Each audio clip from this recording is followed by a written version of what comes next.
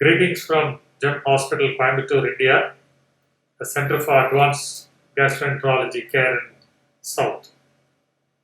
Today, I'm going to use and demonstrate a newly introduced supraglottic airway device, the LMA Gastro, for the purpose of using it for ERCP and upper GI scoping. Let's open a new pack and see. It comes with the same size 4 or standard sizes of any other LMA. And if we go ahead, open the new device and check what's inside.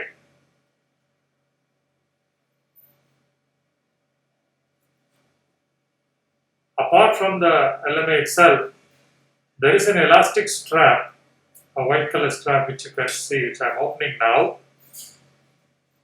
and a plastic small device to be inserted into the LMA to keep the strap in place. The strap and the plastic is the two important parts of the device which keeps it in place after insertion into the patient's mouth. It has to be flipped like that and kept ready before you put to use.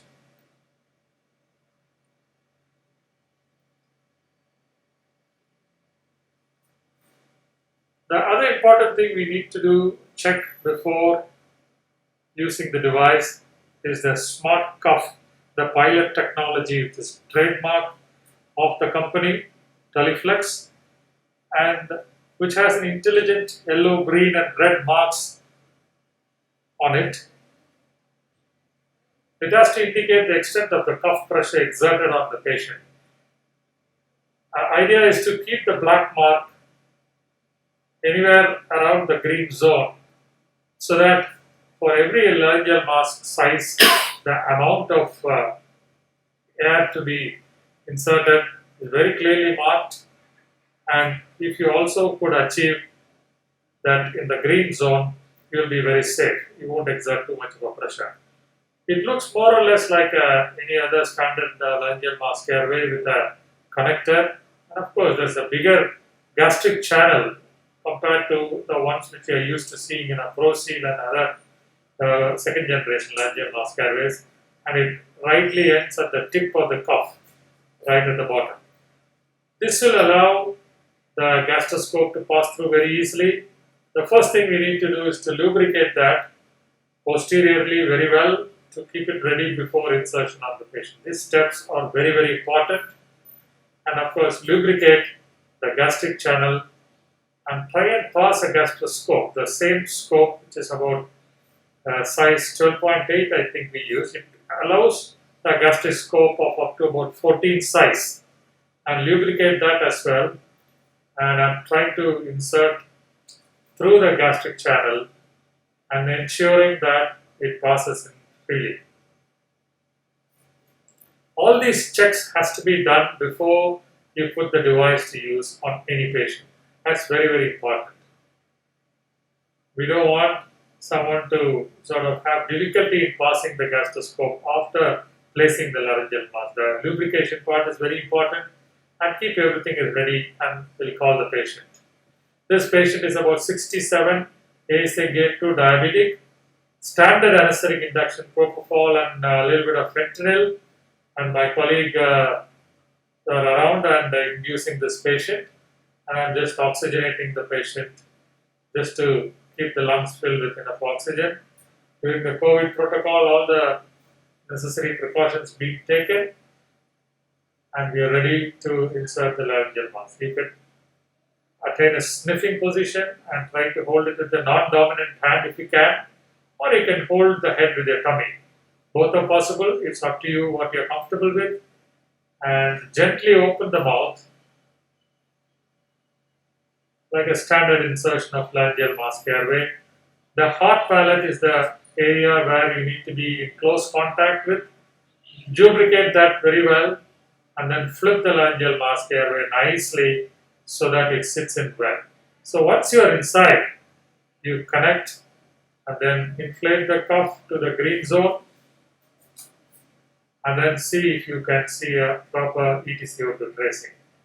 If your cuff is placed right and you should see a good tracing of internal carbon dioxide, and it should be an uninterrupted ventilation for you without any much of a trouble.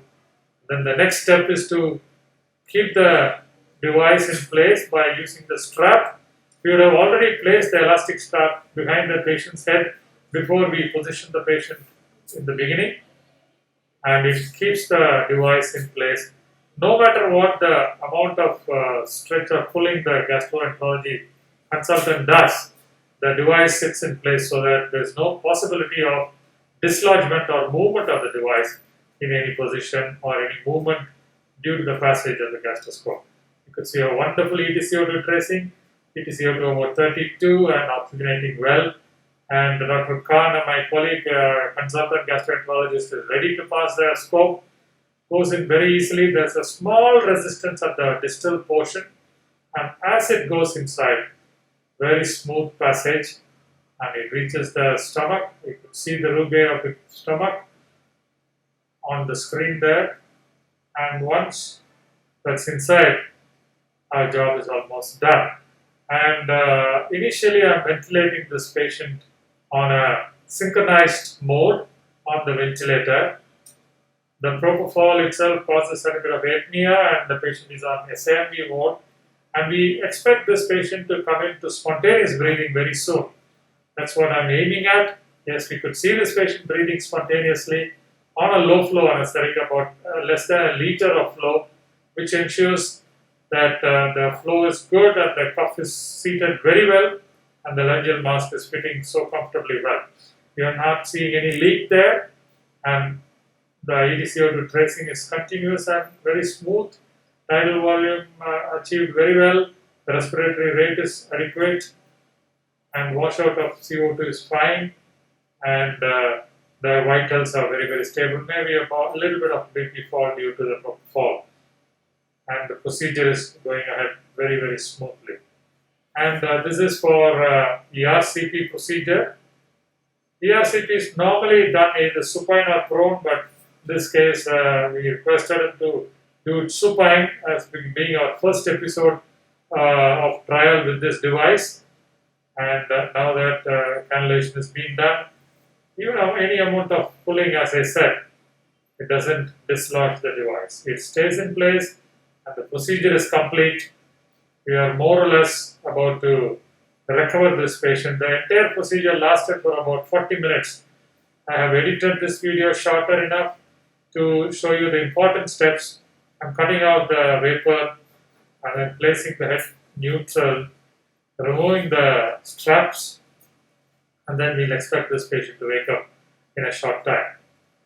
Removal is like any other standard procedure of removal of the laryngeal mask airway. Keep the patient breathing out the gas, and once they are fully awake, they will take the laryngeal mask out and give it to you. So we wait for that time, and that's what is happening now. Yes, that's very comfortable. Patient able to swallow.